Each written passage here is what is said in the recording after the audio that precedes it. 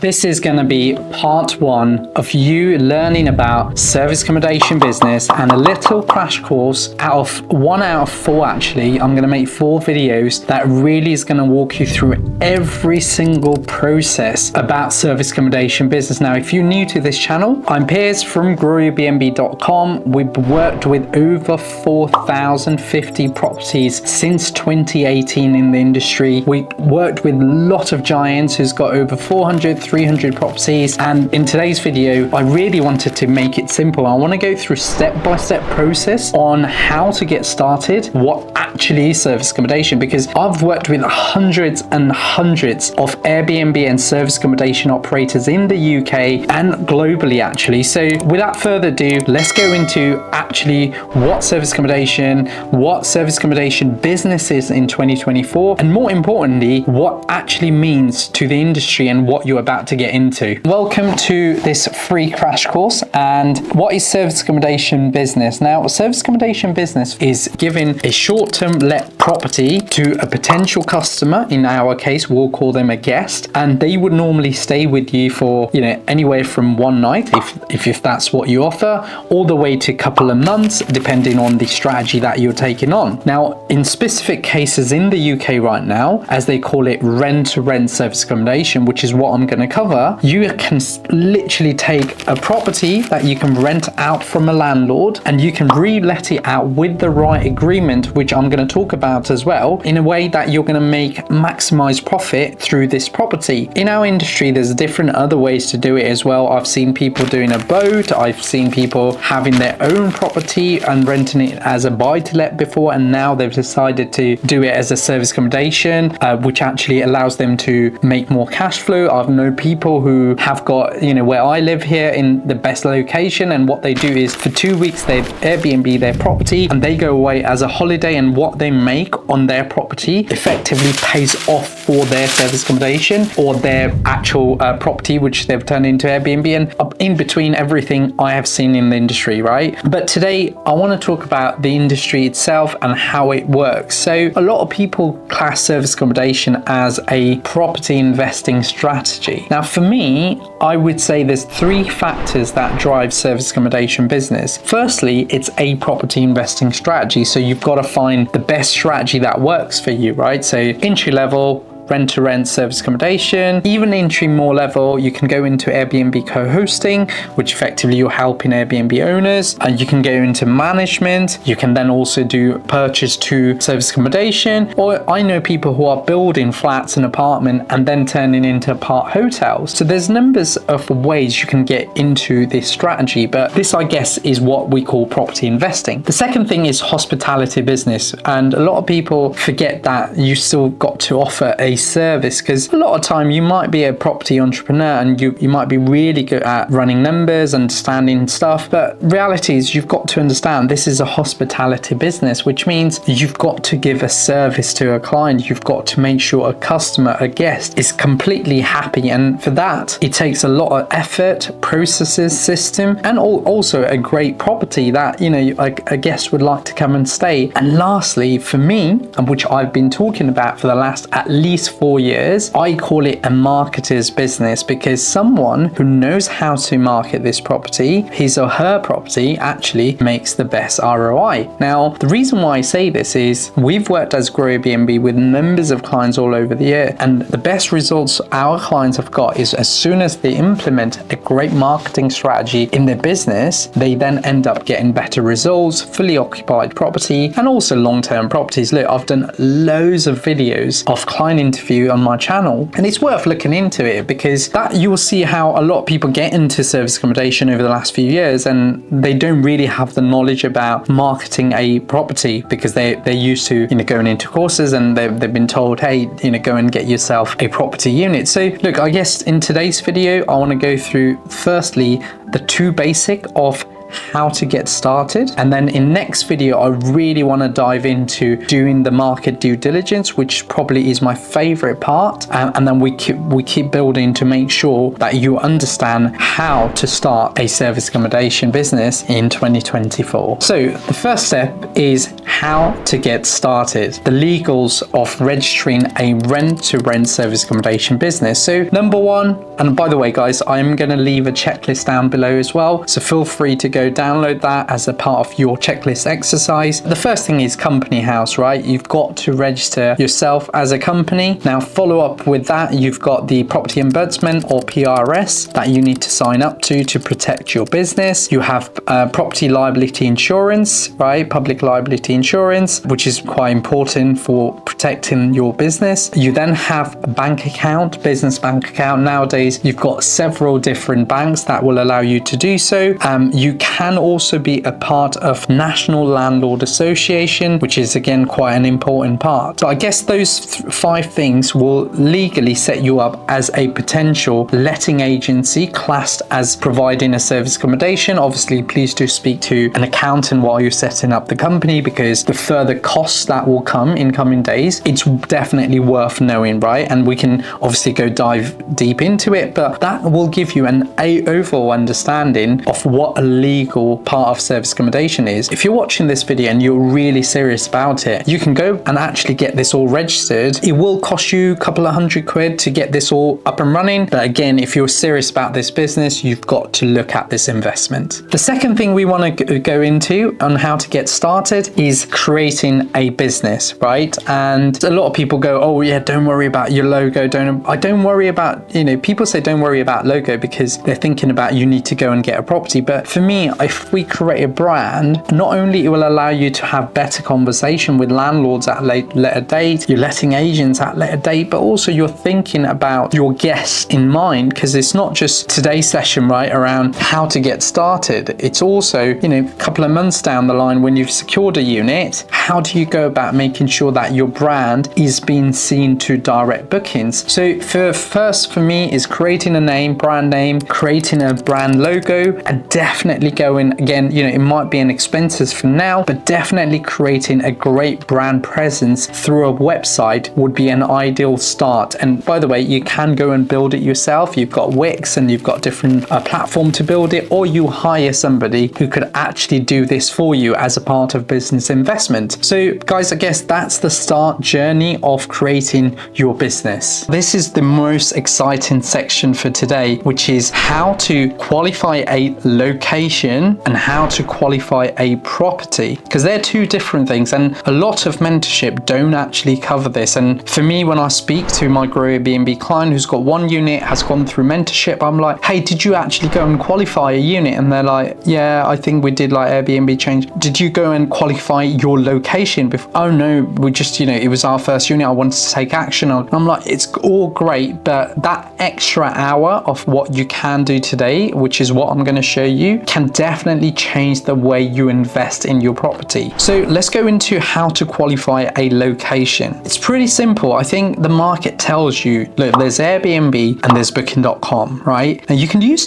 those two platforms, but what you do with the platform or how you do your searches can make a huge difference understanding a location or actually qualifying a location. So let me give you an example here, right? So if you open an Airbnb right now and you go into Airbnb and do a search, what you're going to see is numbers of properties currently live. And I'm going to give you one little hack now, and I'm going to share you my screen and we'll go through it together. And if you do this, firstly, you will get to understand the volume of properties available in your location or in the potential location that you're looking to invest. So let's go into the account now and let's go through it. So as you can see from my screen, right, if I go to, let's say, Liverpool, and now we're talking about qualifying a location, you can randomly obviously choose a date in next few weeks and or even next week and just do a search for. At the moment, our crucial part is just understanding the level of properties that will come just live. Now, a lot of people, what they forget to do is, if you're looking to obviously just invest in Liverpool, you want to also understand certainly the different location. Now, to be more specific, if you're looking to invest in that zone, I will definitely go in and kind of set a map. Remember to please take a screenshot of the map so you know exactly where you've done. Now you can see there's 265 properties available in that kind of frame of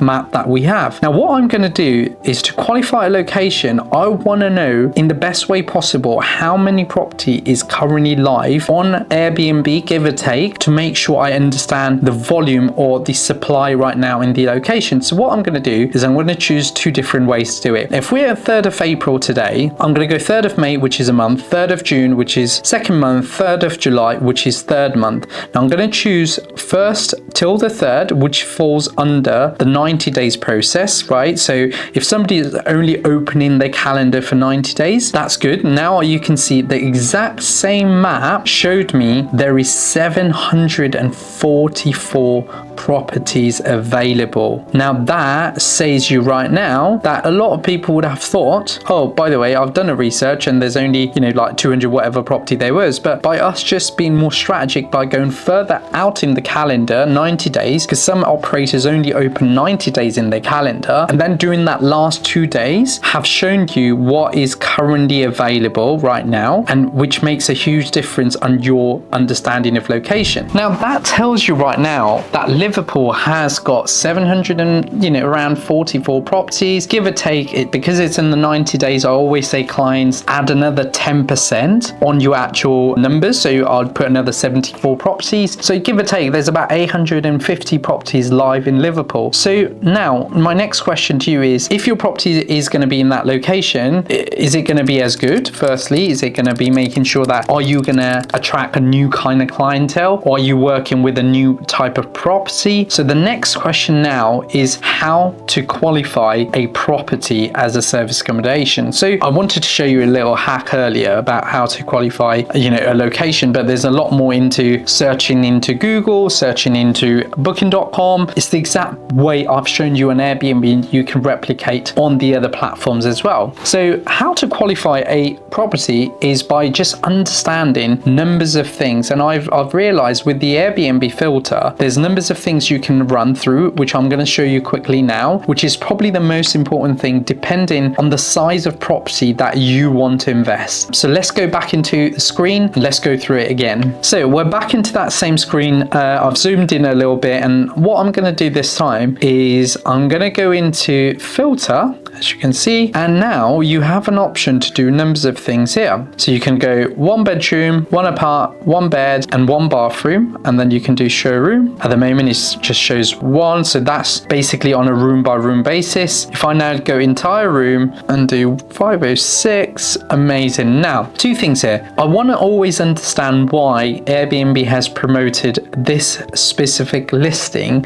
to page number 1 on the searches, because the person who obviously ranks on page number 1 are the person who's likely to get bookings, right? And numbers of things you can see from here is the reviews. The people who's got quite a lot of reviews are the people who are genuinely pushed further out. Now, for example, that one there, which is a 3-bed, it says 6 beds in total with 3 beds apartment. Let's have a look. So you can see, like, I guess that host is probably an experienced host. So you can see they've got a lot, absolutely lot of reviews. Again, Airbnb likes that, and you can see how their response rate is quite high, and they also are quite quick with their response. And obviously, knowing that they've already got an account up and running, they know that Airbnb is pushing them forward. If you look at the type of calendar, and going back to qualifying a location as well as now a property, if you look at this, what I'm looking here is, if I'm about to invest next to this property here,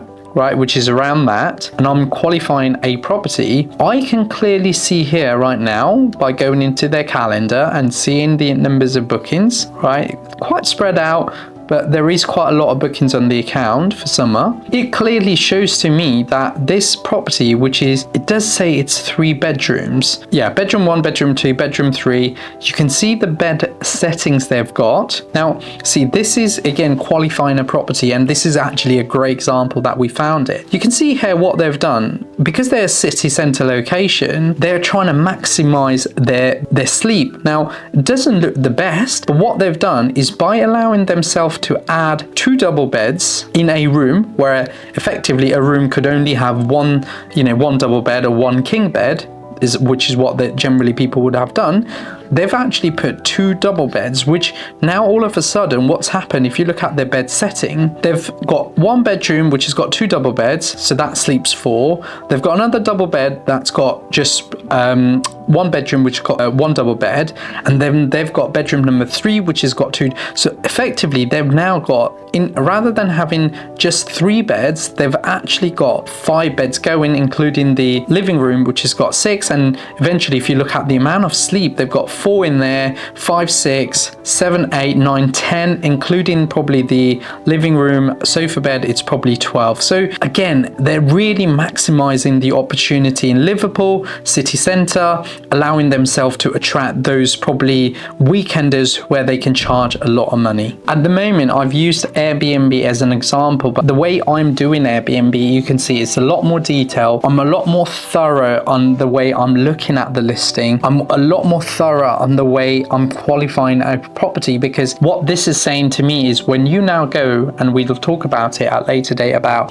qualifying more pricing and, the direct booking strategies, but also set up, you can literally walk into a property and look at the bedroom and go, this is too small for me, or, this one fits 2 double beds. So you will start leveraging the opportunity behind your due diligence, because the whole point about due diligence is you will then have a product lined up. Because I can definitely tell you today, if you actually replicate what that's just happened in Liverpool in a 3-bed apartment with sleep, the likely chances are you're going to make money, because looking at their calendar this summer, it looks very, very busy. So that is the staging of how to qualify a property and how to qualify a location. But hopefully it gives you an understanding of why we're doing this and how this is going to help you in future to make the right decision when you take a property on. Now, the third thing I want to do in this training video before we move on to other things in the next session, I really want to talk about pricing, because when I speak to a lot of new operators, and hopefully this will change the way you think, I get a lot of people coming in going, Piers, I need to charge £120 a night, £130 a night, and I'm like, what indicates it? And we're going to show in a minute, but we're going to do the exact same exercise and we'll go into accounts and see the nightly rate, kind of compare it and stuff. But what I really want you to do is, when you're thinking about the nightly rates, I want you to take advantage of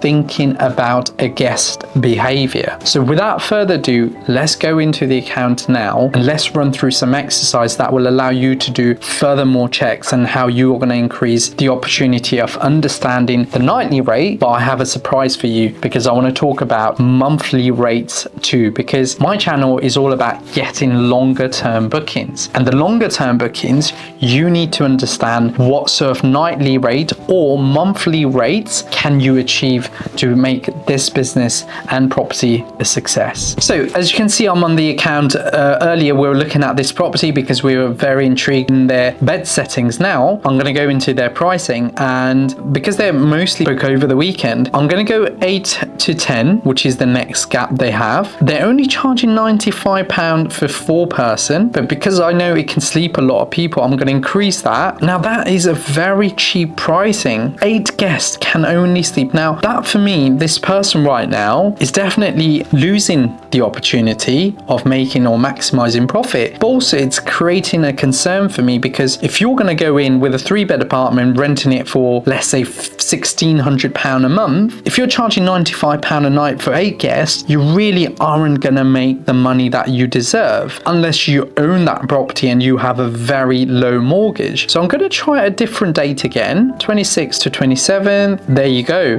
Right now it makes total sense. What they are doing right now here is they're looking to fill in the gap. So it's a last minute booking. They just want to make some quick money rather than being empty, so filling off the orphan days. But actually I went in Friday and Saturday in 26th to 27th of April. In 2 weeks time, you can see the nightly rate has now gone to £302. So that's kind of their flat rate they've got. I'm going to look at numbers of different options again. 2 nights here, 135. So they're really playing around with their pricing right? That's probably what's happening here. They understand the last minute bookings, they need to fill in the gap. They then understand that there's certain Friday and Saturday, which is a weekend, where they can maximize opportunity on sleep and, you know, charge something really crazy. But also, one of the things I've noticed in this process is they don't have a cleaning fee added. So what they've done in their pricing is the cleaning fee is actually in the cost of the nightly rate, where in this case, you know, £302 times 2, that's good enough. Unless you, again,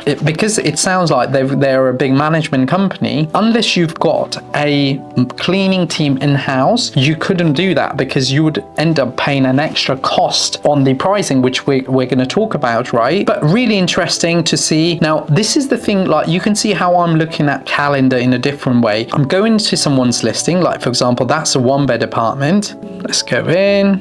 Lovely, amazing. So that is a 1-bed apartment. It's got 2 king beds, right? You can see here. And then we can do exactly the same thing. We can just go in and understand the nightly rate again. So in this case, I'm going to go further in to this month, where there's a gap. They've done really well over the weekend. I'm going to do 2 nights over the weekdays, £114, which again, you can see here, they charge cleaning fee, which is fair, £258. If I go into May, it's probably like they're going to have a more nightly rate. Oh no, so they've got similar nightly rate. Going to further out into calendar. Yeah, so again, this person here is probably an independent owner, has got 11 month posting, 40 reviews. There is a great opportunity for her to be able to increase her nightly rate starting May, because at the moment her key focus is filling this calendar in while maximizing £5-10 extra per nightly stay, which will, you know, obviously add up to her end profit. So I hope this kind of gives you an understanding of the guest behavior, like who's staying over the weekend, who's staying over the weekdays,